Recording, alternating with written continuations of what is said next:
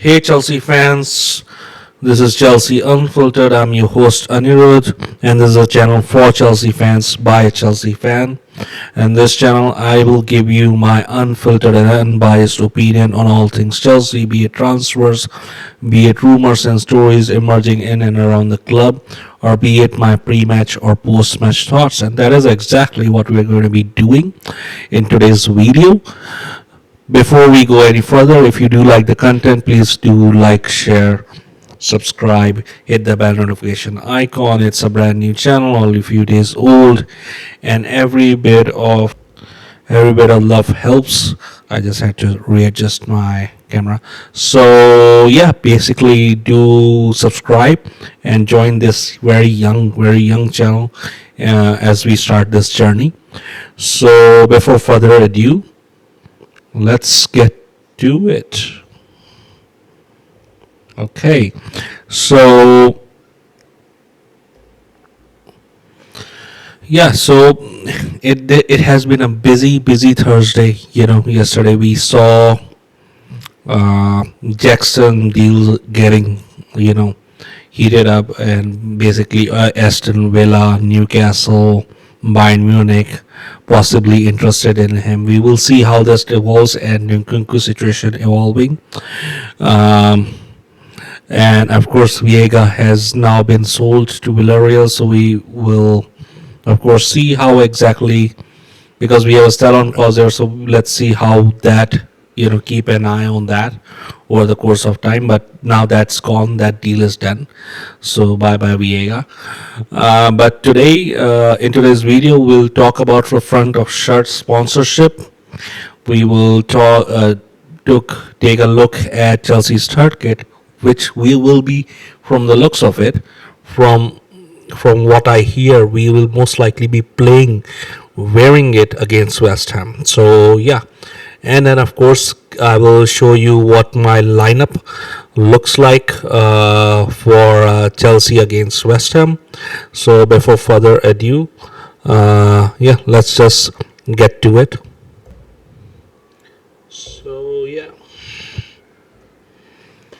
Okay, so let's just start with front of shirt sponsorship, because we have been hearing a lot of things, from unconfirmed sources whose reliability is a tad questionable. We don't know how much truth is of the matter, apart from the fact that it is coming from multiple sources. But this is coming from Matt Law. So when it comes to Chelsea, he can be trustable because he has current and inside information and access to some people that a lot of people don't. So he says that there is a lot of confidence that they'll have a long-term front of shirt sponsorship, and it's going to come out pretty soon, hopefully. But yeah, they just want the best deal, and that is part of the reason why we have waited and why we haven't had for past 2 season front of shirt sponsorship. We already had like Infinite Athlete 2 seasons ago for some games, and then we had last season DMAC coming for like 6 games, but it was 1 million a game from what I heard. So it was there for 6 games, so 6 million in total we made. But I think from what I understand, they're looking for somewhere around 65 to 70 million maybe for front of shirt sponsor. There is reportedly Qatar Airways and Riyadh Airways, possible front of shirt sponsors. So we will see how this develops, but this confirms because this is important, because it's coming from Matt Law, a reliable source, and he's saying that we will have front of shirt sponsor this season. It's coming pretty soon. They're in advanced talks with these sponsors, so let's wait and watch, and let's hope whoever we pick is both and is there for success, basically on the pitch and off the pitch. And yeah, So yeah, let's watch this space. And if you can take a look at these images, you will see a certain, a blue kit, a white kit. White kit has been quite memorable because I know we played with our normal blue kit against PSG, but it was normally in the Club World Cup. It was a white kit, and it has become iconic, right?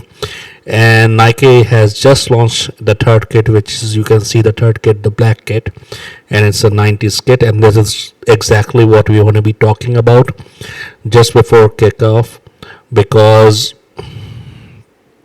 you know this because it was launched yesterday by Nike. It's Nike's 90s kit, right? So 90s were like, a bit here and there. You had a lot of bravado. You have a lot of things going on, a lot of uncontrollable issues, and they're kind of trying to, bring the 90s back in a sense. Because it was also in the 90s when Premier League really started. So you can see Istanbul, sporting that, and you can see João Pedro, Dilap, Gittins, and Istanbul basically being the promotional people, all the new guys, right? So, and this looks good for me. This looks like, Chelsea's white kit has been iconic because of what we won in the Club World Cup.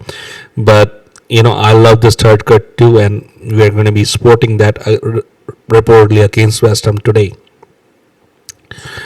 which will come down to a second. But I love this kit. I would give this kit like an 8 out of 10.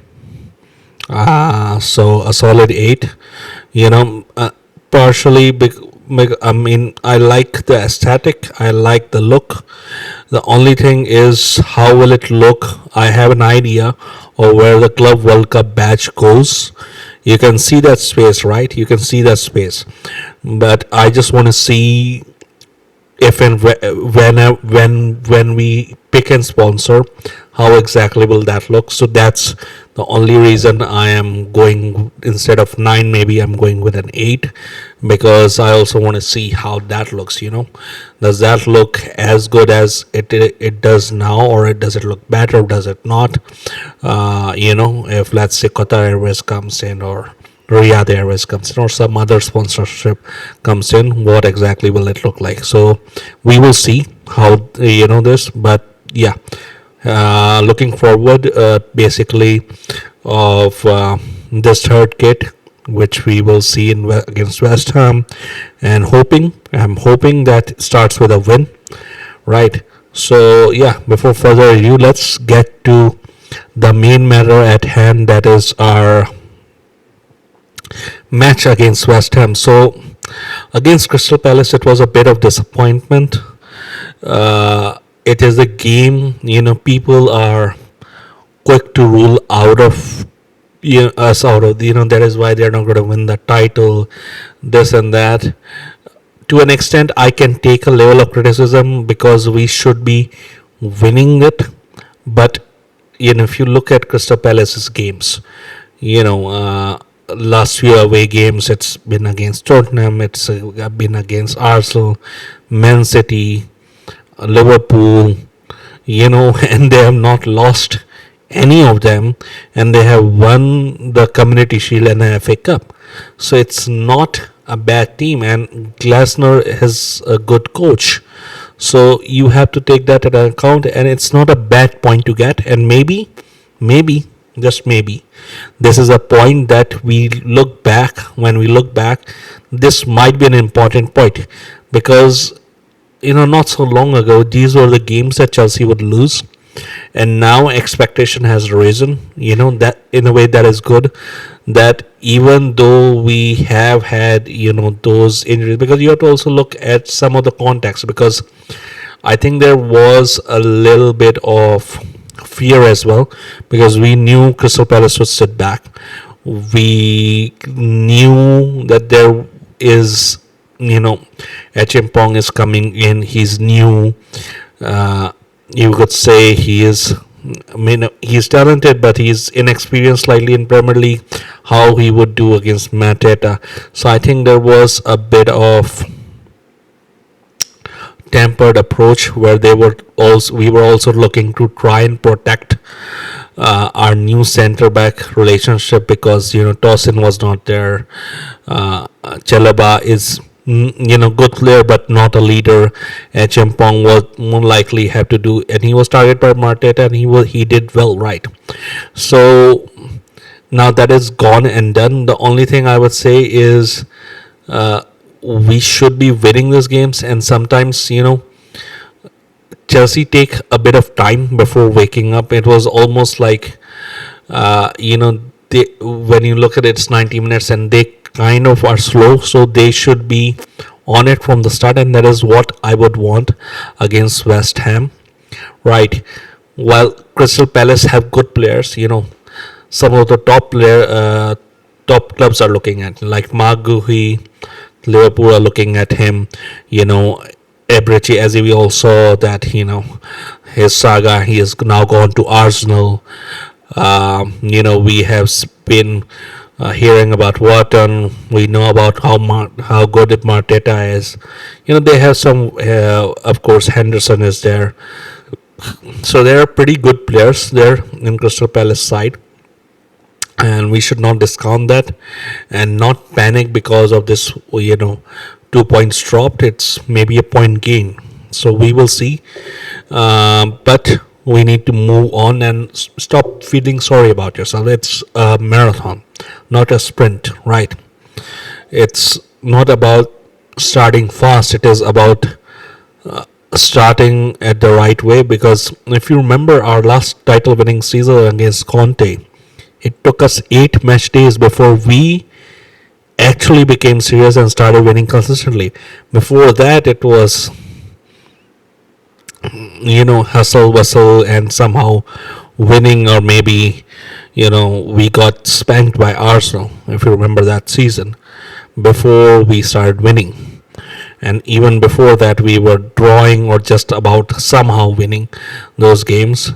So it took us a bit of time to even get that right, and once we started winning, and that's what it counts, right? So again, so it's about letting that slide and focusing on the next game. And talking about the next game, it's against West Ham. Now this is my lineup, this is my expected lineup, this is what I think. Not just what I think the Chelsea should be, it's what I think the lineup that will be picked. I might be wrong. The formation is, of course, with Chelsea, it's a bit fluid under Maresca, so we might see like a 3-2 and 5, something like that. But what I do believe is it's going to be largely like this in terms of what the lineup is. So I think Gittins will most likely get a break, and Esteval will start on the right, and Nato will shift to the left. And I think Delap will start instead of João Pedro, because you want to keep competition, right? And you want to show both players that they have an equal chance of starting, so it keeps competition going, right? Palmer starts. Again, I have in the last lineup, I said I would pick Santos just because Enzo doesn't have match fitness. He's a bit tired. And again, same reason. And we saw that, in the last game, Enzo was not up to his standards, right? So what I believe is Santos should start this game, right? And maybe we bring in Enzo in the last 20 minutes or so. But I believe Santos is the one that starts. The rest of the back four kind of picks itself. Some people have picked Tosin, and I won't be surprised if Tosin is picked. But just for the reason I'm picking, because normally when players get slightly injured or something like that.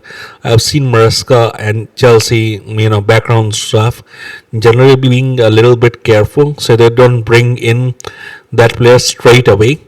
Right, it's normally from the bench, and that is why and Achimpong did well. Right, he did well against Mateta, and again it's very. West Ham are a sort of a physical side, so Achimpong can do well, and maybe that is why they will not risk Tosin at this stage. That is what I believe. I think James will start. It would be interesting of how he shifts. Basically, I think James might be shifted either in a back three sort of system, or basically in the midfield. So in that case, we will see how that works. But yeah, I think this will be the lineup against West Ham. And yeah, again, I'm hoping for 3 points. West Ham are in a pretty, unlike Crystal Palace, West Ham we saw are in a pretty bad place. We saw how Sunderland, what Sunderland did to them last week. So they are in a bit of pressure as well. And I think that desperateness might play into our hands, and we'll be able to take advantage of that. And they're not technically good, to be that side. They're not technically, because Graham Potter has a certain way of playing, and you need to be technically good at a certain level. So like you can say that about Crystal Palace team, they have certain players who are technically good. You can't say that about West Ham right now. You can't. They're not that good. So I expect them to be a physical side, and I fully expect Chelsea to be ready, Maresca to be ready, especially since the last game we didn't take all 3 points. So I think Chelsea will be on it and be motivated this time to take all 3 points, and I hope and I expect Chelsea to win. Ironically, if you remember a few years ago, it was West Ham that knocked out of Chelsea on the first spot. And if Chelsea win this match, Chelsea go on top, even a bit, be it even for a day or few hours, but Chelsea will go on top. So it will be kind of ironic and poetic at the same time. So I hope we do get a win. And yeah, let's finally start this season officially with a win. Hope you guys loved the video. If you did like it, please show us some love. Please hit the subscribe button, hit the bell notification icon, like, share, comment. It's a brand new channel, only a few days old. It helps us grow and yeah, be a part of this CFC Unfiltered family. I will see you guys after the match, give you my post-match reactions and what's going on with different sagas, be it Jackson, be it Simmons, be it Garnacho, be it Nkunku or some others. So I'll see you until the next video. Bye.